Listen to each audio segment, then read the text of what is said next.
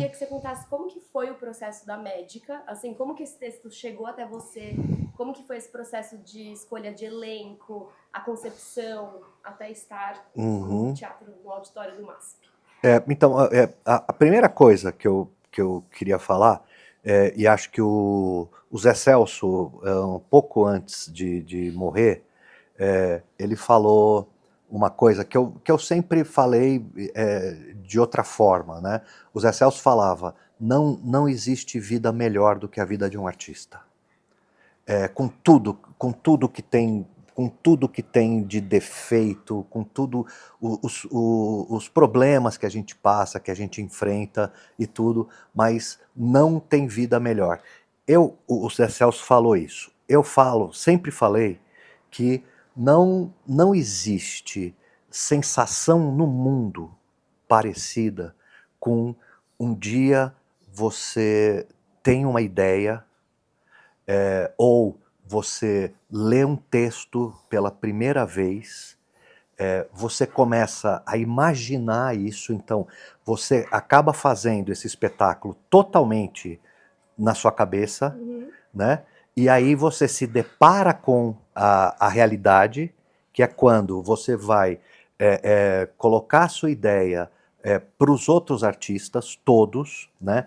E ela vai sofrer a modificação daquela ideia inicial, e depois de alguns meses você estreia e você fala, isso já foi uma ideia, era só uma ideia.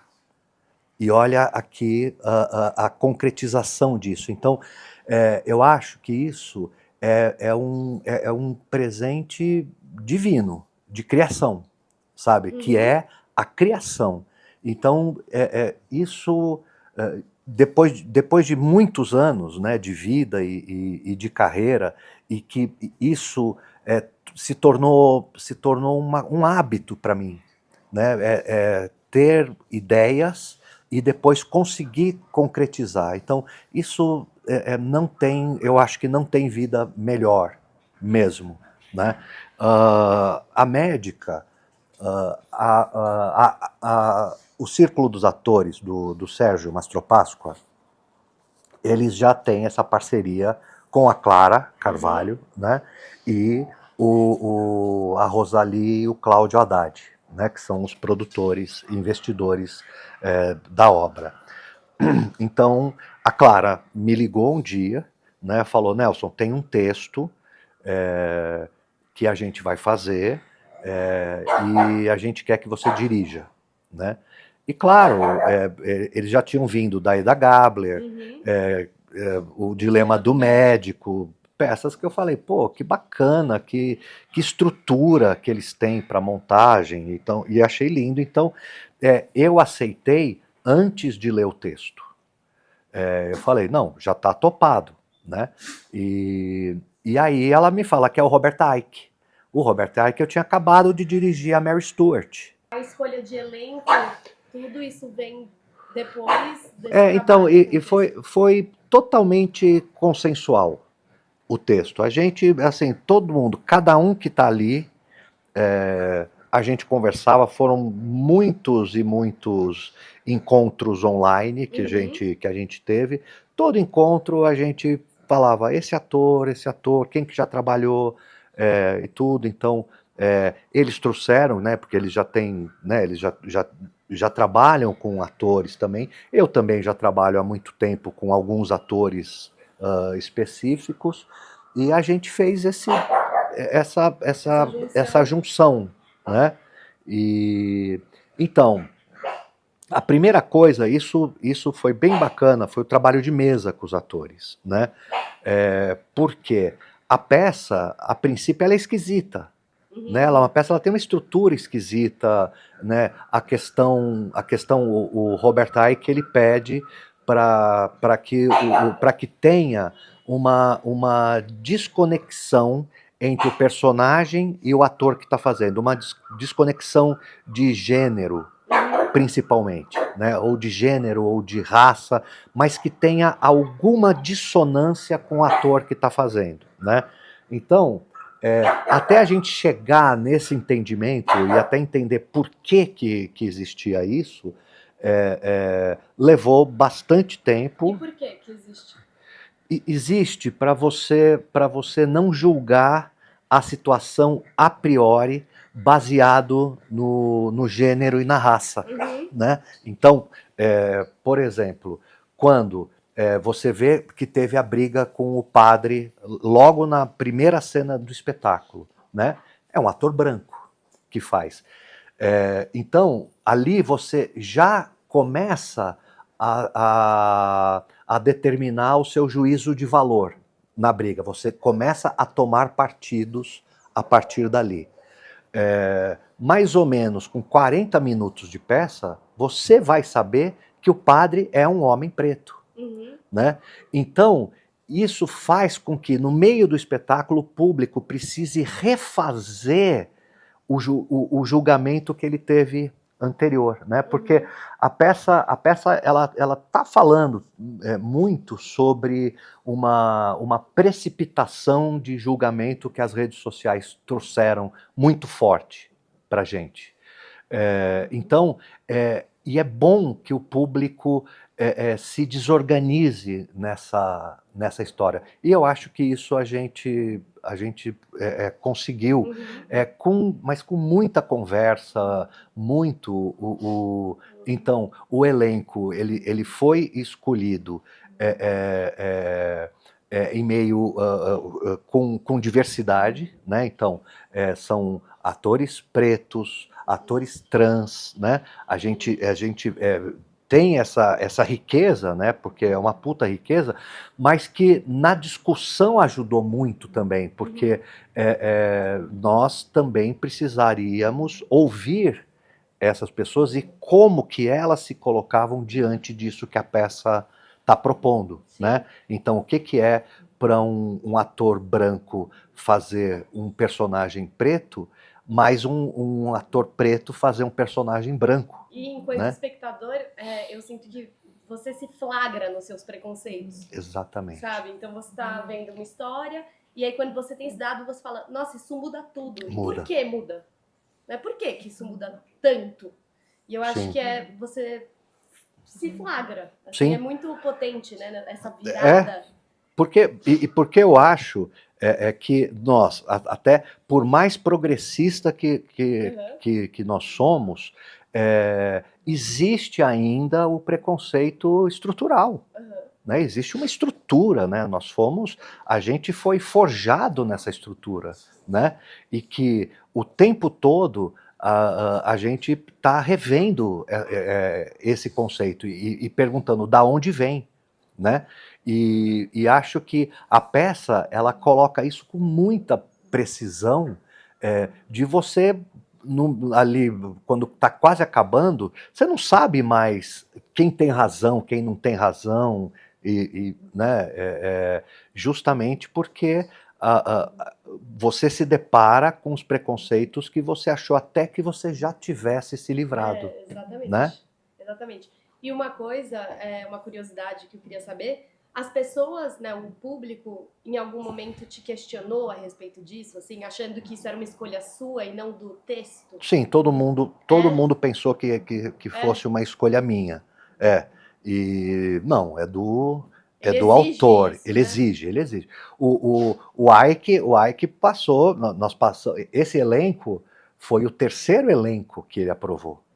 Ele recusou 2 elencos anteriores. Quer dizer, peças, né? Claro, né? A Clara, o Sérgio, eles já estavam, né, no espetáculo. Cris Couto também. Mas ele falava, esse ator não pode fazer esse personagem. Depois vocês vão entender. E depois realmente a gente entendeu que era, né, perfeito, né? Não, e é interessante, né, ter essa proximidade com a dramaturgia, assim, com o dramaturgo, né? Eu acho interessante até para a gente entender que a Médica é uma adaptação de um clássico, né? E eu acho que tem uma discussão aí. Os clássicos, eles devem ser feitos do jeito que eles foram criados há 1 ou 2 séculos atrás, o Ike está falando. Não. O Ike está falando. Para o teatro chegar e para o clássico chegar, para essa sociedade hoje, para essa geração de hoje, você precisa criar elementos da sociedade de hoje. Você precisa botar Sim. Isso no espetáculo. Porque senão né? vira uma peça de museu, né? Exatamente. Exatamente. Né? Eu sempre achei isso. Né? Por exemplo, eu fiz em 2015, eu montei a Gaivota. Né? Chamava Uma Gaivota é Impossível Viver Sem Teatro. Né? E eu lembro, claro, houveram críticas maravilhosas, mas teve muita gente que criticou porque eu tinha mexido num clássico como se fosse uma coisa sagrada, imexível, que você não pode mexer. E eu nunca achei isso. Eu sempre achei o teatro, ele tem que se comunicar com o público da sua geração e da sua época. Né?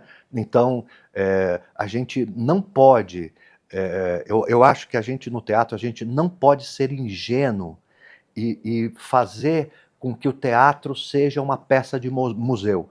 O teatro, ele está pulsando, ele é importante, ele sempre foi, a importância do teatro, ele sempre foi a importância imediata para aquela sociedade. Né?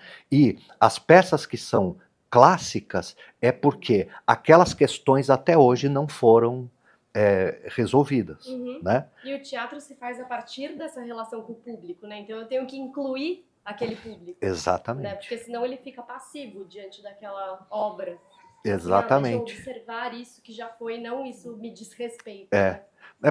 Por exemplo, tem uma coisa, o Alexandre Matti, um puta historiador de teatro maravilhoso, ele que pela primeira vez ele falou para mim, você é polifônico. Isso lá no Célia Helena, quando eu ainda, né, quando eu dirigia lá dentro do Célia Helena, quando eu dava aula. E eu realmente sou polifônico porque eu introduzi no meu teatro as mídias, por exemplo, né? E pensando num público que hoje realmente assiste televisão, vê o celular ao mesmo tempo, lê um livro e come. Né? Então, não é mais o mesmo público. Né? Então, eu entendo ou pretendo entender aonde que vai o ponto de atenção dessa plateia. Então, por isso que o meu teatro ele é recheado de vários signos e várias imagens que acontecem ao mesmo tempo, onde cada imagem ela está colaborando com a ideia central do espetáculo. Né? Então, tem a televisão, tem... Eu adorei os dizeres. Beba água.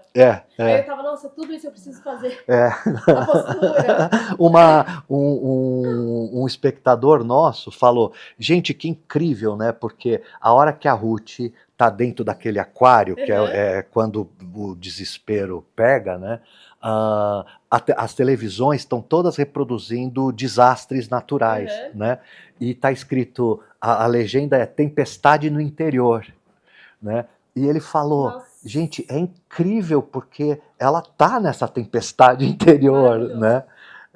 Então, poxa, e quando você consegue juntar a linguagem teatral com a mídia, né, com os eletrônicos e tudo, e isso não perde a potência do teatro, pelo contrário, potencializa a ideia, né, é maravilhoso, e aí é que a gente fala que a gente está sempre tentando conversar com as plateias de hoje. Uma pergunta sobre a sua concepção do espetáculo, né? Você falou essa questão desses aquários. Como que você pensou essa cenografia? Foi em conjunto com o cenógrafo? Ou você já tinha essa concepção pré-estabelecida na sua cabeça? Olha, foi junto com a Marisa, né? Eu e Marisa também, nós temos uma parceria antiga já, né? E porque eu acho que uma das primeiras coisas que eu consigo visualizar, né, no espetáculo, é assim também. O Antônio Mercado, que é o professor lá da Universidade de Coimbra, brasileiro, diretor, maravilhoso, né? Ele falava assim, que a primeira coisa que um diretor precisa imaginar é o palco vazio, né? E aí, quais são os elementos essenciais para se contar aquela história, né? Ou seja, não ter uma concepção inicial, né? Já vou fazer o cenário, desenhar o cenário e tudo, porque eu nunca chego com isso pronto. E também quando eu trabalho com o cenógrafo está ali trabalhando comigo, né? E aí começam, isso é muito no começo dos ensaios que eu começo a visualizar o que eu preciso.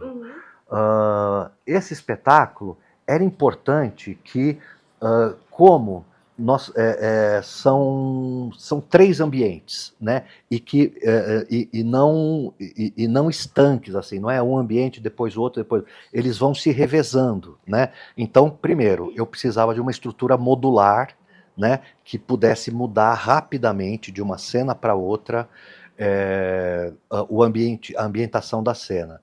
E depois, como também aquelas reuniões dos médicos, elas são quentes, né? E, por exemplo, muita gente, algumas pessoas, pouquíssimas, falam: médico não briga assim, né? O que não existe, não existe isso, não existe, né? Porque qualquer um pode fazer, é capaz de fazer o que quer que seja, dependendo da circunstância, e aquela circunstância pedia, né, um diálogo acalorado, né, briga, né? Então, a primeira coisa que eu pensei é que isso pudesse ser visto pelo público como se fosse um buraco de fechadura de Nelson Rodrigues, né? Então, por isso as estruturas transparentes, né, onde você está vendo ali médicos se engalfinhando, né, mas como se isso não fosse uma coisa pública, né, que isso não fosse uma coisa assim que o hospital todo está escutando. São paredes. Né? São paredes. São paredes transparentes, né?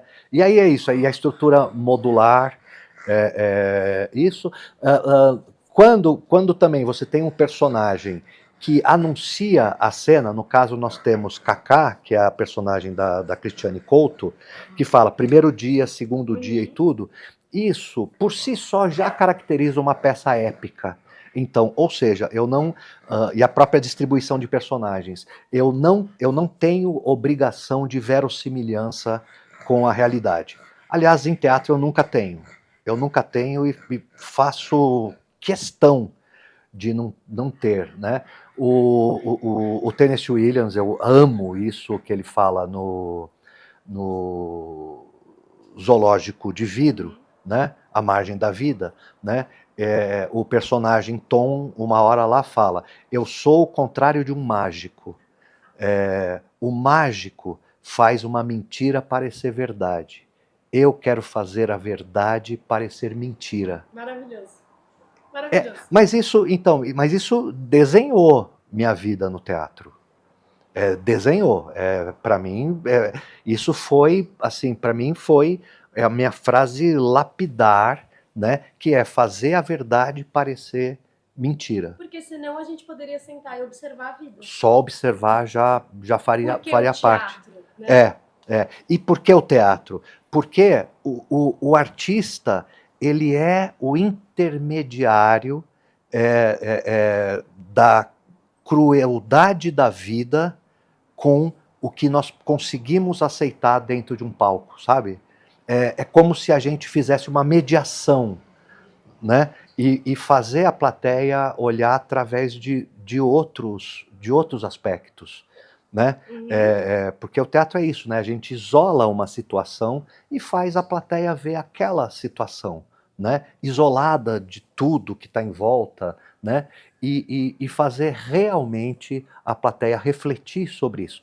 Não dar lição, não ensinar como é que é, até porque eu não sei nada, né?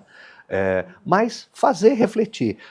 A médica, eu acho que é uma coisa perfeita, é um exemplo perfeito, porque a médica, todos os envolvidos foram obrigados a refletir sobre isso. Nós tivemos que refletir, porque nós tínhamos que entender cada aspecto da peça, cada coisa que ele está falando ali, né? Do Alzheimer, do racismo, da misoginia, das redes sociais, do ódio da extrema-direita. Né? Então, todos nós fomos expostos a essas questões. Então, nós, para fazermos esse espetáculo, a gente precisou passar por esse questionamento. E é muito louco, né? Porque nessa peça específica, a primeira vez que eu assisti, eu pensei, nossa, tem muita coisa aqui dentro, né? Assim, ele joga os grandes problemas dessa sociedade nossa atual capitalista, eles estão ali. Só que aquilo faz sentido, né? Não vira uma coisa panfletária ou uma salada de frutas. Faz muito sentido a partir daquela história. Sim. Né? Eu acho isso inacreditável. E acho que tem a ver com a dramaturgia também, com a concepção do espetáculo. Mas é isso, tem a questão de raça, a questão de gênero, os preconceitos, as mídias, o ódio, tudo que você falou agora é muito... Poderia ter ficado uma confusão, entendeu? Sim. E não fica. Não. É muito impressionante. Assim. Não, foi tudo muito estudado. Sabe? Foi tudo. Então, isso fica visível, assim, cada frase. Será que essa frase quando o Anderson Miller, né, que faz o Dr. Paulo, quando ele fala, o padre é um homem preto, né? A personagem da Adriana, ela fala, não, Adriana Lessa, não, eu também sou preto, minha avó nasceu no Quênia, né? O Paulo, que é um ator branco fazendo um preto, olha para essa personagem, essa mulher que é uma atriz preta fazendo um personagem branco e fala, não, né? Você é branco. Não vem com essa... Então, cada coisa, fala assim, gente, isso aqui não será que não é uma coisa racista? Né? E por isso que eu falei que foi muito importante a Adriana Lessa e o César Mello, assim como o Tchela Azevedo, que também faz um personagem trans, né? Foi muito importante porque é isso, nossa sala de ensaio foi o primeiro fórum que essa peça teve, sabe? De estudo mesmo, de entender cada coisa que estava sendo colocada ali. Uma coisa, né, a gente até estava conversando antes de começar a gravar, mas essa questão da linguagem, né, de cada diretor, você de alguma forma, né, nesses anos todos de teatro, constrói uma linguagem própria, só que ao mesmo tempo, vendo a sua obra, assim, alguns espetáculos dos últimos anos, cada espetáculo tem a sua identidade, sabe? Eu não sinto que você coloca a sua marca, a sua linguagem, a sua visão à frente daquilo. Como que você trabalha esse limiar, assim, esse equilíbrio?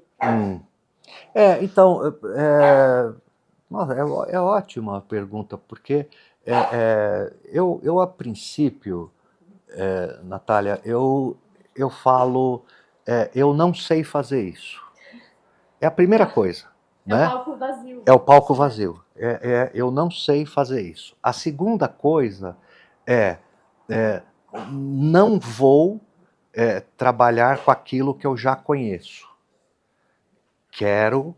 Então, o que você está falando é que talvez a grande característica da minha direção, a grande identidade que eu tenho é estar muito aberto. Estar muito aberto e resolver as cenas, saber até onde eu posso ir com aquela cena, até onde eu posso colocar outras interferências que façam com que o espectador se perca, algumas vezes, né? Então, pô, eu acho bacana no começo de um espetáculo alguém falar, pô, não estou entendendo nada, e depois ele falar, eu estou entendendo. Por quê? Porque é exatamente o processo que eu sofri.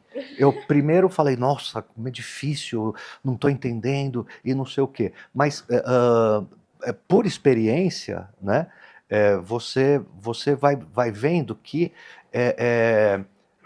você na sala de ensaio, os atores, as leituras, a equipe, tudo, cada um vai trazendo uma coisa, e então, o que a experiência, quando eu olho para trás, me diz?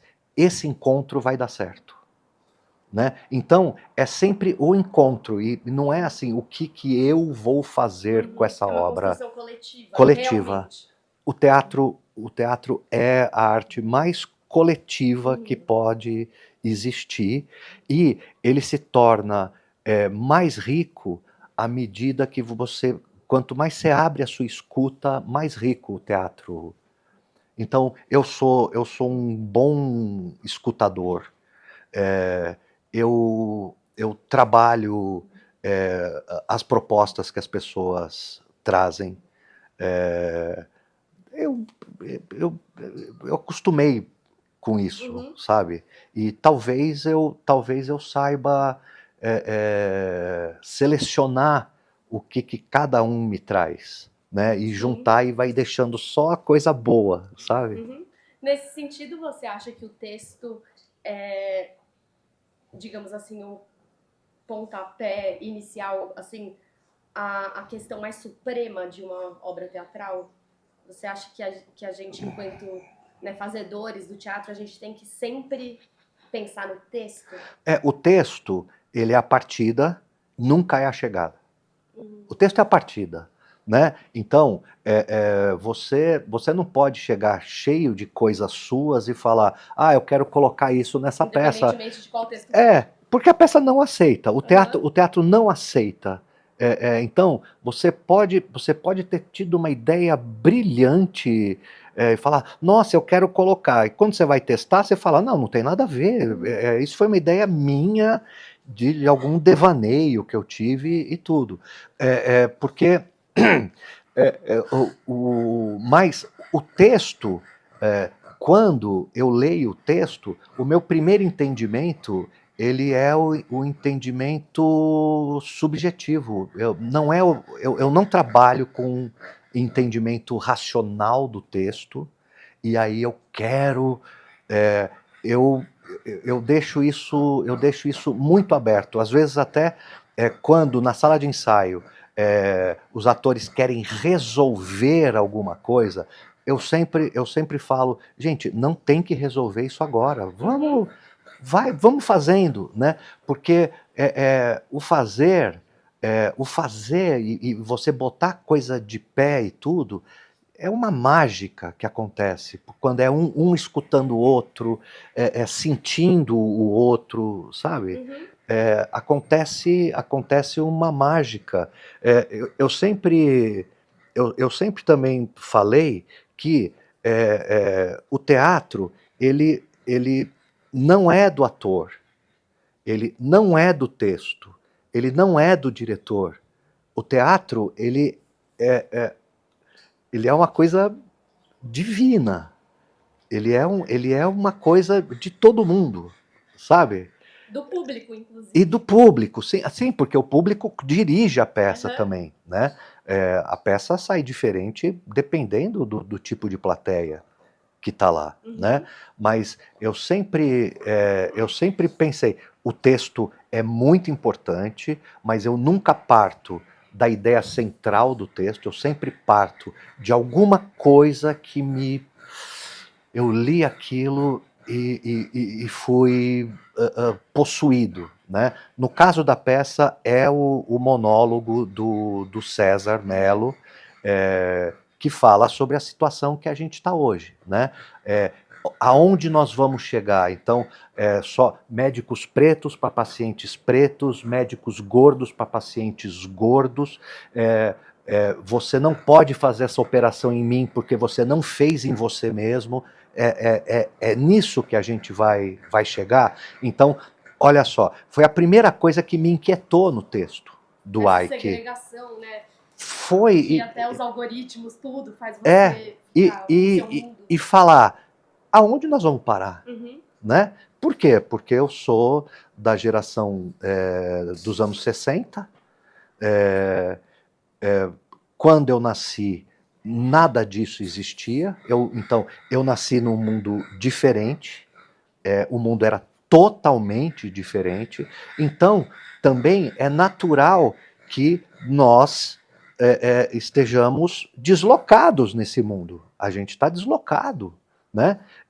Mas não, e não é um deslocamento que você nega o que está acontecendo. Não, é um deslocamento que agora você vai tentar aprender a lidar com isso, mas também querer saber aonde isso vai dar, né? Então, aí então a gente pode falar que a médica me inquietou imediatamente por causa dessa coisa. Depois eu vou descobrindo coisas que às vezes você escuta, tem um dia específico que você fala, nossa, olha isso, olha isso. Cai umas fichas, né? Cai ficha, é impressionante. E tem a ver também com intuição? Tem. No começo, eu entrei na IAD em 1980. Eu sou santista e eu entrei na IAD com 18 anos. Eu tinha feito 2 peças infantis amadoras em Santos quando eu entrei na IAD. Então, o que eu trouxe para a IAD? Era só minha intuição. Né? Imagina, o meu exame na IAD foi Arthur Miller, foi a morte do caixeiro viajante. Uau. Né? E eu lembro que também, eu lembro aonde eu estava quando eu li esse texto pela primeira vez, com 17 para 18 anos. Eu lembro onde é que eu estava, o lugar e o que me pegou, que era um filho que não conseguia falar com o pai, se mostrar verdadeiro para o pai, então ele tinha que mentir, né? Era exatamente a minha história, era exatamente o que eu estava passando, né? Então, eu fui... então, não foi que eu fui com técnicas de ator, eu fui totalmente na intuição que eu estava fazendo um personagem que se aproximava muito de mim, que eu entendia, né? E no começo, lá na IAD, não, todo o tempo da IAD, parece que havia uma coisa de que intuição não era boa, que você tinha que partir do racional e tudo. Isso me tornou sempre deslocado, porque sempre a minha intuição sempre veio na frente, nunca foi intelectual, nunca foi. Nunca foi racional, sempre foi minha intuição. Então eu era ator totalmente por intuição. Depois a gente vai aprendendo outras coisas e tudo, mas foi sempre a serviço da minha intuição. Aí, hoje, a intuição, ela é tão concreta como o racional, para mim. Para mim, a intuição, ela é um músculo que eu treino. Então, é possível lapidar essa intuição? Sim, é igual sonho, Natália. Sonho. Se você sonha e depois você não liga mais para o sonho, você para de sonhar. A intuição, se você exerce ela se torna uma fonte inesgotável. E eu sei hoje que inspiração é inesgotável. E eu amo isso no meu trabalho. Tudo que vivemos aqui. Não é? Então é sempre que vem gente em casa, ele começa a fazer isso comigo. Esse malandro aqui. A gente só dá uma, assim, ó, só dá uma mostradinha nele. Ele quer aparecer. No meu filho, ele quer aparecer, gente.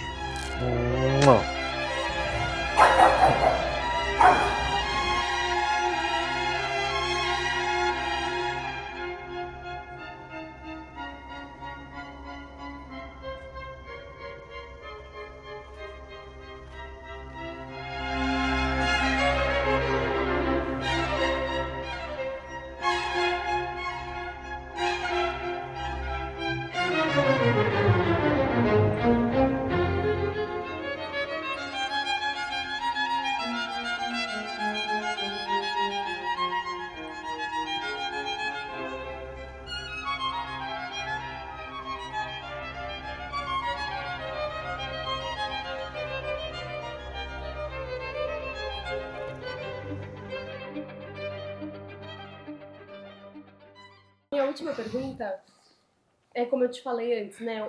Olhando, assim, assistindo a Médica, eu acho que ela é uma peça para o público. E eu, né, não desmerecendo outros trabalhos, mas hoje eu sinto, de alguma forma, um movimento para uma pesquisa muito pessoal, né, de cada artista, pessoal de cada grupo, e eu vejo a Médica como uma peça que... Sabe uma peça? É uma peçona, tá ali incapaz, conta uma história, com bons atores. Ao que se deve isso, você acha? Ah, eu nunca tiro o público da jogada, sabe? Eu sempre admito o público. Então, tudo que eu faço na peça é assim, é tornar legível para todo mundo. Porque o teatro ele tem que ser universal. Ele não pode excluir ninguém, sabe? Então, eu sempre pensei nisso, e aí eu acho que tem uma coisa na literatura russa, né? Que não, acho que é do Gogol ou do Gorky, mas você falar da sua aldeia e a sua aldeia refletir o mundo, né? Então, a primeira coisa, assim, mesmo, por exemplo, eu faço muito autoficção, né? Eu faço muito, mas sempre o meu estudo da autoficção é aonde o teu conflito é universal.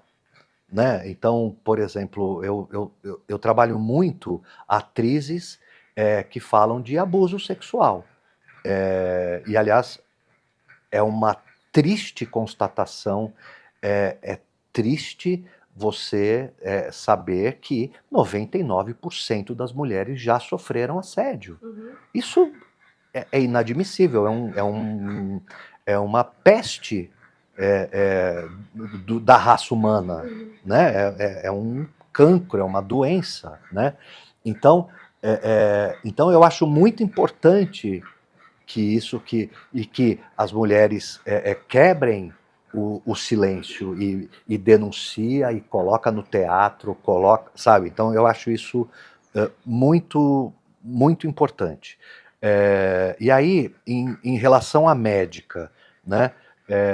A gente o tempo todo estava pensando como que a plateia receberia isso. Agora, não sem passar pano, Sim. né? Sempre Sem falar facilitar. assim, sem facilitar. Não pode, teatro não pode ser fácil também, mas eu acho que aí existe um limite entre o que é o teatro popular, né? E o que é um teatro hermético, né? Às vezes, sim, o que você está falando, eu já vi algumas experiências, talvez até eu já tenha feito isso,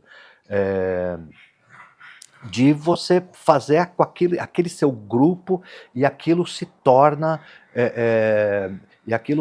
assim tão cotidiano que você acha que aquilo está refletindo a plateia, né? E na verdade não, você está falando para você mesmo ali. Eu acho, Tá excluindo a plateia. eu já vi. Agora eu tenho outra frase lapidar que também determina totalmente a minha obra, que é o Roland Barthes no Escritos sobre Teatro, né?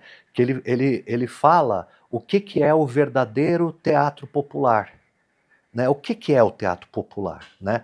Então, durante muitos anos, pensou-se que o teatro popular era um teatro fácil, era um teatro palatável e tudo. A concepção que ele usa é a concepção do teatro brechtiano, que é teatro popular, festa, conhecimento, desenlace solene do tempo trabalhado e incêndio das consciências. Nossa. São 4 pilares, né? Então, festa, porque o teatro é uma celebração, é sempre uma celebração, né? Conhecimento, porque sim, você aprende coisas ali dentro do teatro, né? O descanso de um dia trabalhado, que é você estar cansado e você vai lá e o teatro pode também ser esse descanso e incendiar a tua consciência, né? Gente, é perfeito. É lindo, é lindo. Tá no Escritos do Teatro do Roland Barthes. Então eu sempre pensei, então o público sempre foi, né? Mas a gente também não pode cair numa coisa também facilitadora, que é falar, o público não vai gostar disso. Uhum. Isso não é uma boa ideia para você começar a trabalhar. Não é uma boa ideia. Você fala, como que o público vai aceitar isso? Uhum. De que forma a gente pode fazer o público ver isso e não ter uma reação, claro, uma reação negativa sobre aquilo, apesar que às vezes tem Sim. também, né? Fazer o quê? Fazer o quê? O que eu acho mais incrível, assim, é que o teatro, a linguagem teatral, ela é repleta de lacunas, né? Seja do cenário, do texto, enfim. E o público vai completar essas lacunas. Sim. Eu acho isso, e aí o público se torna um agente ativo daquela obra. Exatamente. Né? Eu acho que essa é a grande... É o que faz o teatro ser tão específico e tão incrível. Né? Eu acho muito incrível. E é impressionante, porque a médica é o espetáculo certo, na hora certa e no lugar certo. Uhum. Nós estamos no MASP, no coração da cidade, é um museu popular, né? É um museu que todo mundo tem acesso, porque eles têm os dias gratuitos e tudo. Então, a nossa plateia, ela é totalmente heterogênea. São pessoas que vieram de fora de São Paulo, foram passar o dia no museu e acabam assistindo a peça. São pessoas que assistem teatro. Então são pessoas muito, muito diversas. E aí aquela, né, é um espetáculo para todo mundo. Sim. Né? E o espetáculo deve ser sempre para todo mundo. Eu já né? ouvi uma frase, e algumas vezes, de diferentes pessoas, que o teatro, ele não é para iniciantes, ele é para iniciados. O que você acha sobre isso? Não, eu não acho. Eu acho isso uma falha nossa e, claro, dos poderes também do acesso ao teatro. Eu acho que não existe isso, né? Eu acho que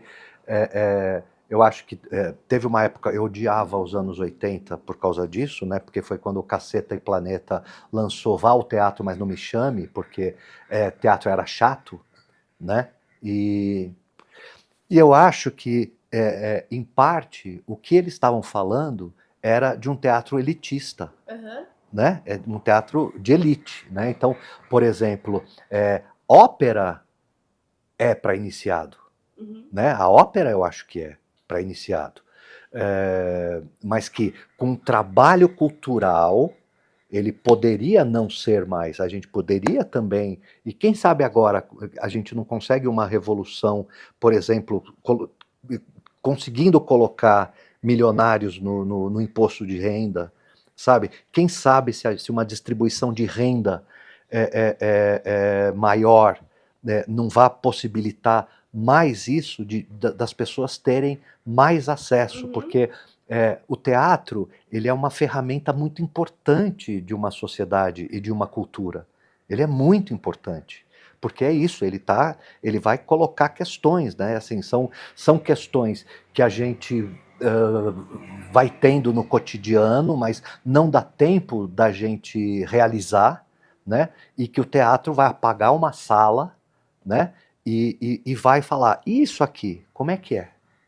Isso, sabe? E a gente vai como se a gente tivesse decupando a vida e na minha visão, a crueldade do viver. Né? Porque viver é cruel. Né? Viver é cruel. Né? A gente nasce chorando. viver é uma coisa. E eu acho, de novo, que o teatro ele é o intermediário disso, e acho que eu acho que o teatro é para todo mundo. Por exemplo, o Brasil tem uma produção de teatro para infância e juventude que eu não conheço em outros países. E que você vai assistir uma peça dessa, você fala, gente, é genial. Uhum. As peças são geniais. Eu acho que o que o Vladimir Capella fazia, o que o Ilo Krugli fazia também, o que hoje a Thaís Medeiros, o teatro que ela faz para a infância e juventude, gente, é de um apuramento, sabe? Então, e faz com que também forme o público, né? Eu participei de uma campanha da prefeitura, na época da Marta, né, que o secretário de Cultura era o Celso Frateschi, e era um projeto chamado Formação de Público. Na época, eles pegaram o orçamento de uma superprodução e dividiram isso por 5 diretores paulistanos para fazer teatro popular nos teatros da prefeitura. Uau. E era um teatro gratuito e durante a semana nós fazíamos espetáculo para escolas, né? As escolas iam ao teatro, né? Nós fizemos, nessa época, eu fiz com o William Pereira como ator, né? Nossa Vida em Família, que é uma peça que fala sobre a velhice, sobre aposentadoria. E eu via as pessoas ali dentro do teatro, aquelas pessoas simples, a maioria nunca tendo ido ao teatro, mas muito emocionadas, mas depois fazendo perguntas, né? Por exemplo, de falar, gente, essa peça é muito cruel, porque eu sou essa personagem, então é muito cruel, né? Mas não é a crueldade maldosa, não, é uma crueldade de reflexão, né? Para a pessoa ir lá, é o incêndio da consciência, né? Fala assim, poxa, não é só comigo que está acontecendo isso, está acontecendo, né? Então, eu acho que o teatro, ele tem que ser para todo mundo. Às vezes, claro, a gente não acerta, né? Às vezes a gente não acerta e a gente acaba fazendo uma coisa elitizada e tudo, mas eu luto contra isso como um grande inimigo. Maravilhoso. Sabe o que eu acho incrível? Se você pega o teatro de uma determinada época e estuda esse teatro, o que estava sendo montado, quais eram os temas, você entende aquela época. Sim. Né? Assim, estudar o teatro é estudar uma determinada época num espaço e tempo. Você está falando uma coisa tão maravilhosa. É tão maravilhoso isso, né? O Décio Almeida Prado, né? Ele falava que o crítico de teatro, ele é o cronista da sua época. Exato. Por quê? Ele está escrevendo sobre o teatro, mas ele está escrevendo sobre aquela sociedade naquele momento, né? Naquelas circunstâncias, né? E eu posso falar muito isso porque a minha escolaridade, ela veio exatamente, eu estudei, a minha formação foi exatamente no período militar. Nós fomos treinados a sermos acéfalos dentro da escola estadual, né? Eu fui criado para ser acéfalo. E com 18 anos, eu entrei na EAD, como eu disse para você, eu entrei totalmente intuitivo, eu tinha um grande sonho de ser ator, também um grande sonho de não ser nada do que me ofereciam, nada do que eu via naquela época, eu não queria ser aquilo, e vi no teatro uma possibilidade de uma vida feliz, né? Mas quem me formou intelectualmente foi o teatro e seus autores. Eu comecei a entender história, geografia, eu comecei a entender tudo através do teatro e dos textos teatrais. Então, isso é perfeito. O teatro, ele é a crônica Nossa, da época, né? completamente. É. Vide a médica, A médica que fala das questões mais latentes do nosso tempo, do nosso da tempo. nossa sociedade. É realmente impressionante. Exatamente. Obrigada pela Ah, conversa. foi ótimo. Foi, não foi? Muito bom. Deixa Muito eu bom. ver se agora gravou.